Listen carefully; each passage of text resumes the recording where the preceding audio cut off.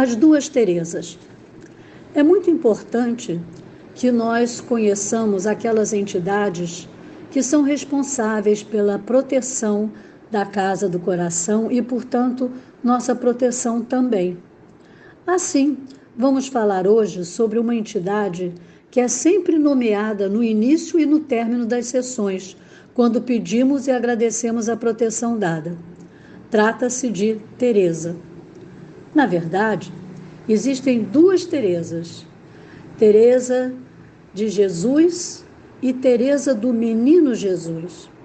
E a explicação que tivemos, ao procurar saber a qual das duas nos referimos, a resposta foi que a designada para a proteção de nossa casa seria Teresa do Menino Jesus, mas que esta faz parte das correntes de Teresa de Jesus. Vamos explicar. Teresa de Jesus é conhecida como Teresa de Ávila, enquanto Teresa do Menino Jesus é Teresa de Lisieux. Elas, Teresa de Ávila, não foram nem conterrâneas e nem contemporâneas. Teresa de Ávila nasceu 358 anos antes de Teresa de Lisieux. E como sabemos sobre suas vidas? Todas as duas escreveram sua autobiografia. Teresa de Jesus nasceu em Ávila, na Espanha, no século XVI, exatamente em 28 de março de 1515. Em 1534, o Brasil estava sendo descoberto e dividido em capitanias hereditárias. Em 1473 e 1543, nós temos a teoria heliocêntrica. Nicolau Copérnico fez a revisão das órbitas celestes. E Teresa do Menino Jesus nasceu em Lisieux, na França, no século XIX, exatamente a 2 de janeiro de 1873. Daí, o chamarmos uma de Teresa de Ávila e a outra de Teresa de Lisieux. Quando Teresa de Lisieux nasceu, 1873, em 1888, a princesa Isabel estabeleceu a Lei Áurea.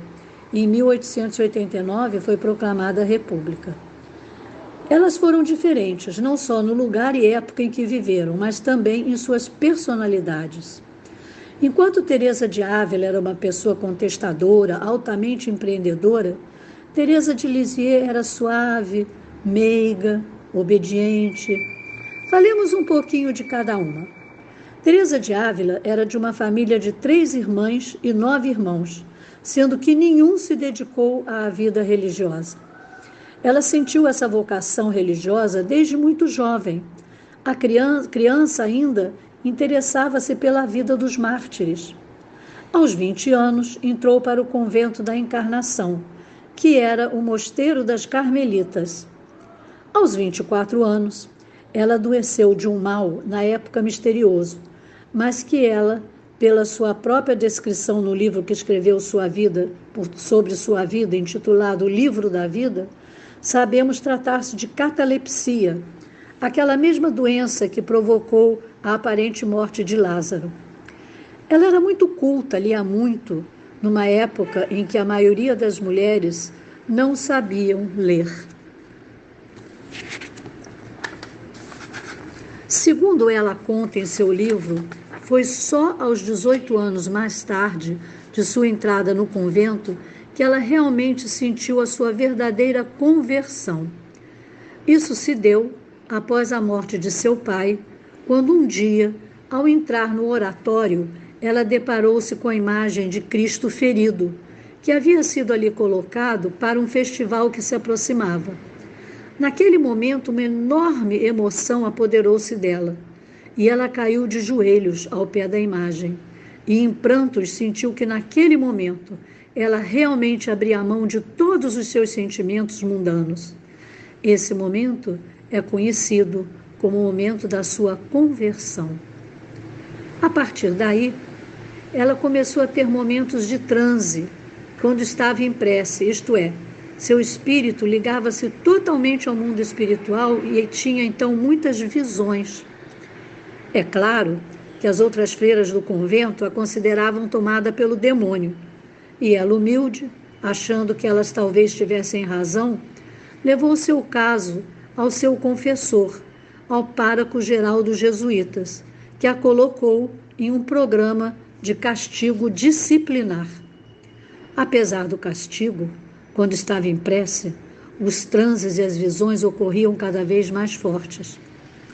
As regras do convento que ela se internara a chocavam, porque as monjas levavam para o convento todo o aparato de suas vidas ricas, e ainda saíam e entravam com a mesma frequência que as visitas, e havia uma autorização para que o regulamento não fosse usado com rigidez.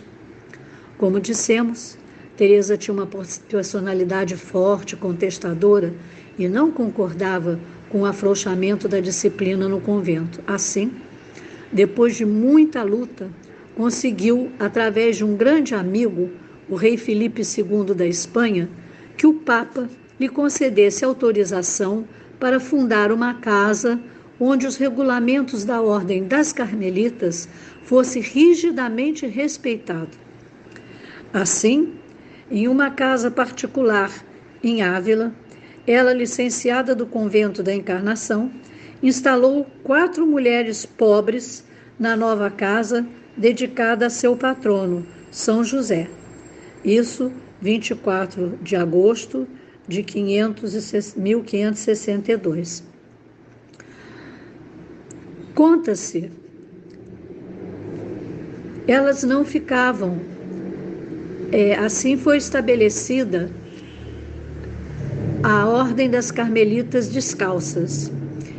Elas não ficavam descalças, elas usavam sandálias de corda, dormiam sobre palha, não comiam carne, confinadas à clausura e viviam de esmolas.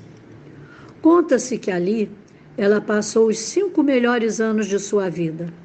Ensinava aos seus seguidores que deviam orar diretamente a Deus, a Jesus, o que era considerado uma irreverência, pois só os padres podiam ter essa comunicação. Bem, suas visões continuaram e, por ordem de seus superiores, ela escreveu sua autobiografia, que já mencionamos, intitulada O Livro da Vida, onde ela faz um relato completo de suas experiências. E foi por este livro que ela foi levada à Inquisição e ficou presa por 2 anos em Toledo, mas conseguiu ser absolvida, isso em 1575. Ela ouvia uma voz que a orientava. Os 15 anos restantes de sua vida ela passou viajando, fundando conventos e mosteiros. Ao todo, 16 conventos e 14 mosteiros. Além de sua autobiografia, ela escreveu a história das suas fundações, que ficou como um suplemento de sua autobiografia. Faleceu aos 67 anos durante uma de suas viagens, já com a saúde bastante debilitada. Isso em 1582. Teresa foi canonizada pela Igreja em 1622, 40 anos após sua morte.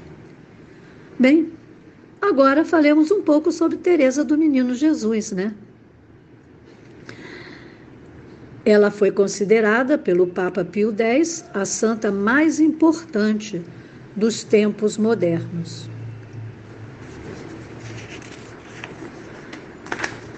Como foi a sua vida? Era a filha caçula de 9 filhos. Aos 4 anos, ela perdeu a mãe e ficou entregue aos cuidados do pai e das irmãs. A perda da mãe e a separação das irmãs, principalmente a de sua irmã Paulina, que entrou para o convento, causaram-lhe traumas que a afetaram profundamente. E ela teve durante 10 anos, um forte distúrbio emocional. Mas, após sofrer por 1 ano Em 1883, 13 de maio, ela foi agraciada com a sua cura completa, após ter a visão de Maria, mãe de Jesus, que sorriu para ela. Aos 14 anos, um fato marcou sua vida. Um homem chamado Henri Pranzini, que cometera vários assassinatos, foi condenado à morte. Penalizada, Teresa começou a orar muito por ele e, dentro de sua visão católica, oferecia sacrifícios por ele, pedindo sempre pela sua conversão e que, ao mesmo tempo, ela tivesse uma prova do seu arrependimento. Antes de ser enviado à guilhotina, Henri recusou ser atendido pelo capelão da prisão, mas antes de morrer, no último momento, pediu um crucifixo e beijou 2 vezes as chagas de Jesus. Teresa considerou esta atitude como uma resposta às suas preces, o que aumentou a sua determinação de entrar para o convento e dedicar sua vida a rezar pelos pecadores. Dizia que Pranzini era seu primeiro filho. Devido à sua pouca idade, teve que passar por vários obstáculos para entrar para o convento, até que, finalmente, após muita luta, conseguiu a autorização do Papa. Quem ler a história de Teresa do Menino Jesus verá que a superiora ficou impressionada com a sua maturidade, a sua espiritualidade, e com isso, claro, ela foi alvo da inveja das outras noviças e sofreu bastante por isso. A grandeza de Teresa está no que ela exemplificou. Entre muitos exemplos de bondade, viver para ser útil aos seus semelhantes e dar amor até àqueles que não são dignos de ser amados. Seus amigos privilegiados eram os pobres, os humildes, os oprimidos. Era bem uma discípula de Jesus.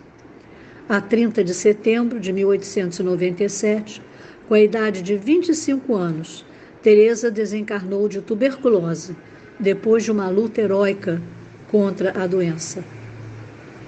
Assim como Antônio de Aquino, que é outro luminar da nossa Casa do Coração, se identificava nas mensagens psicografadas com as palavras que o amor único de Deus inspire todas as almas para o bem, Teresa de Lisieux, mais conhecida como Teresinha do Menino Jesus, em suas mensagens recebidas em nossa casa, sempre se identificou com as palavras: que as rosas do perdão do céu se desfolhem em chuva sobre os vossos corações.